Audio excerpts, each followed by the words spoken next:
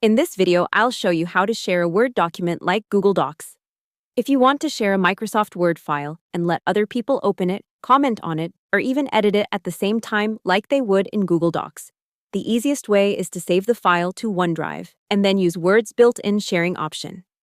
Microsoft's support pages explain that Word supports real-time co-authoring when the file is saved to OneDrive or SharePoint and then shared with other people. First, open your document in Microsoft Word. If the file is only saved on your computer, Word will usually ask you to upload it before you can share it properly. Microsoft says that if the file is not already saved to OneDrive, Word prompts you to upload it there so it can be shared and co-edited online. Once the file is saved to OneDrive, look at the top right corner and click Share.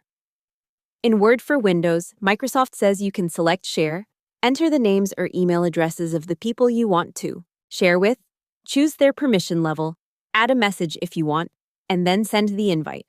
You can also create a link instead of sending a direct invite. Microsoft's sharing guide says you can use copy link, adjust the link settings if needed, and then paste that link into an email, message, or chat.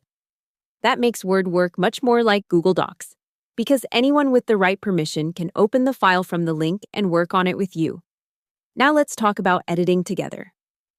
Microsoft says that when the document is shared from OneDrive or SharePoint, multiple people can work on it at the same time.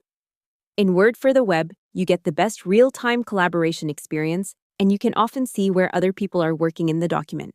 In many cases, Word also shows the names of the people currently editing and uses colored markers to show their location in the file. If someone only needs to read the document, you can change the permissions so they can view, but workflow is Payoneer to bank account to PayPal rather than a direct transfer between the two platforms. Hope the tutorial was helpful. Subscribe to my channel and see you in the next video.